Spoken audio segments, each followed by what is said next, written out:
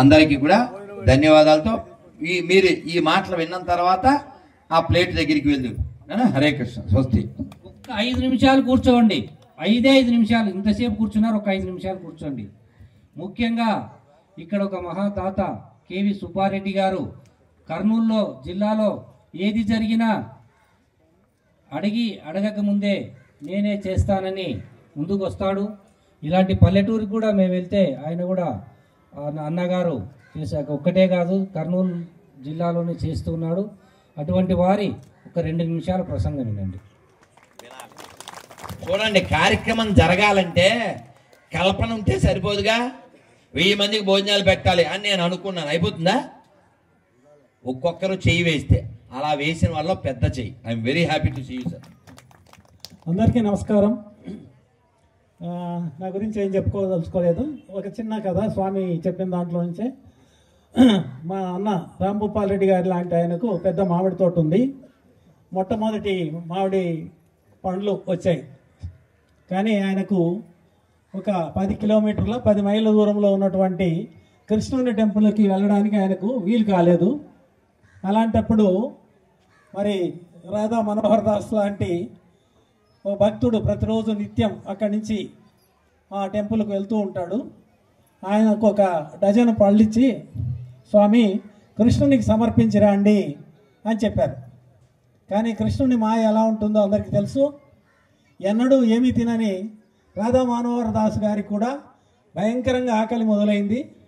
సరే కృష్ణ, నీదేదో నాకు అర్థం కావడం లేదు, కానీ ఆకలి తట్టుకోలేకపోతున్నా. ఇప్పుడు తినకపోతే నేను ఏమవుతానో, నీవే మరి నా రూపంలో తింటున్నావు అనుకొని కృష్ణ అర్పణ అని మొదట ఒక పండు తింటాడు. మళ్ళా కిలోమీటర్ పోగానే మళ్ళా విపరీతంగా ఆకలి అవుతుంది. అలా తింటూ తింటూ తింటూ 11 పండ్లు తిన్నాడు. ఇక గుడికి ఒక్క పండు తీసుకుపోయి మరి కృష్ణుడికి సమర్పించాడు. అంటే అక్కడున్న పూజారి పల్లెంలో సమర్పించాడు. ఆ తర్వాత ఏం జరిగింది సస్పెన్స్. మర్నాడు పొద్దున్నే ఆయన కాటసాని రాంభూపాల్ రెడ్డి గారు వారికి ఫోన్ చేసి స్వామి ఇక రాండి అన్నాడు. వెళ్ళాడు. ఏమబ్బా అని. ఏం స్వామి ఇలాంటి కక్కుర్తి పని మీరు కూడా చేస్తారని నేను అనుకోలేదు అంటే ఏం జరిగింది అంటే, ఏం స్వామి మీరు 11 పండ్లే ఇచ్చారంట. అక్కడ మీరు 11 పండ్లే ఇచ్చారంట. ఒక పండు కావాలంటే నేను కోసియలేకపోతున్నా అన్నాడు. స్వామి నేను నిజానికి 11 పండ్లు నేను స్వీకరించాను, ఒక పండు అక్కడ మరి ఆ పల్లెంలో పెట్టాను అంటే ఏం జరిగింది కరెక్ట్ చెప్పండి అంటే, ఏం లేదు స్వామి, నేను ఇవ్వగానే ఆ పూజారి దేవునికి కూడా కనీసం సంప్రోక్షణ కూడా చేయకుండా ఆ అందమైన రుచికరమైన మధురమైనటువంటి ఫలం చూడగానే దాన్ని ఒక స్తంభం చాటుకు వెళ్ళి గబా గబా గబా అంటే ఒక పందికి పండు దొరికితే ఎలా ఉంటుందో అలా తినేసినాడు. మరి బహుశా దేవుడు దాన్ని స్వీకరించలేదేమో అంటాడు. అంటే స్వామి చెప్పినట్లు మనము దైవనామస్మరణ చేస్తూ ఇది మీకే స్వామి అని మనం ఏదైనా స్వీకరిస్తే దేవునికి చేరుతుంది అని చెప్పడం నా ఉద్దేశం. నేను కర్నూలులో కేవి సుబ్బారెడ్డి ఇంజనీరింగ్ ఫార్మసీ వగైరా కాలేజీ చైర్మన్. గత 8 ఏళ్ళుగా నాకు 60 ఏళ్ళు నిండగానే ఎక్కడైనా ఎవరు కోరినా అన్నదానం చేస్తూ ఉన్నాను. Collectorate, Kurnool collectorate, Nandyal RDO office, Adoni RDO office, ఒకటని కాదు ఎవరెక్కడైనా అడిగినా కుల సంఘాలు, పాత్రికేయ సంఘాలు, విద్యార్థి సంఘాలు, ఇక ఏ సంఘాలు ఎవరెక్కడ భోజనం అడిగినా పెడుతున్నాను.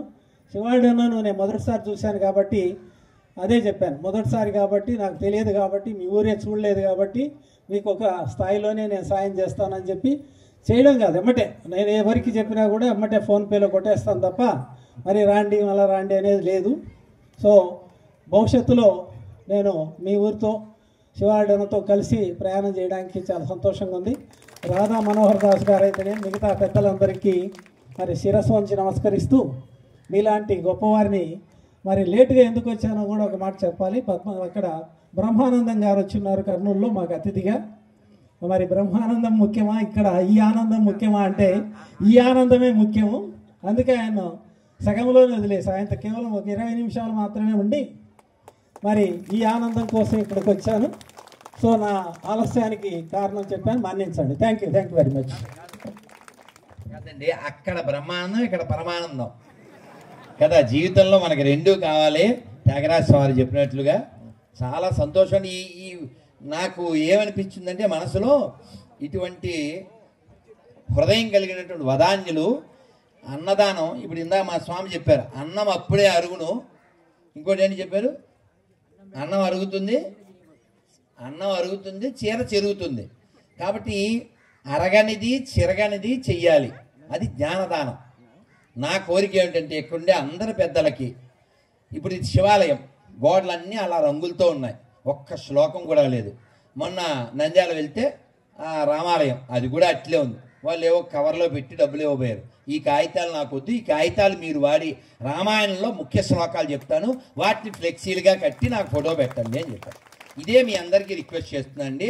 అది వినాయకుడి గుడి అయితే వినాయకుడి వైభవం, అదే అమ్మవారి భవానీ అయితే అమ్మవారిది, రామాలయం అయితే రాముల వారిది, శివుడిది అయితే శివుడు. ఉదాహరణకి వాగర్ధ ప్రతిపత్తౌ ఒక శ్లోకం ఉంది, జగత పితర వందే పార్వతీ పరమేశ్వరం. ఆ శ్లోకం రాస్తే ఏమవుతుంది? వాడు చదువుతాడు వచ్చినవాడు.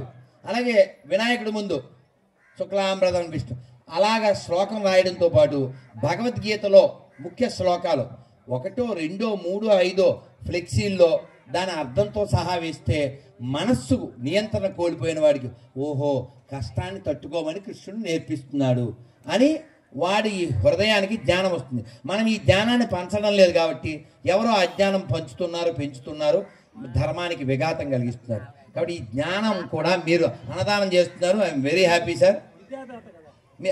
అసలు కదూ, మీరు అసలు కదా. కాబట్టి ఇప్పుడు మన విద్య చాలా వరకు మిద్దిగా ఉంది. మీరు అంటే నేననేది మన రాసిన వాళ్ళు మీరు కాదుగా, ఎవరో రాసింది చెప్పక తప్పదు. నేషనల్ అయితే నేషనల్, స్టేట్ అయితే స్టేట్ మనం చేస్తాం.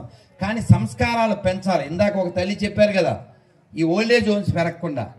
అది రామాయణం చదివితే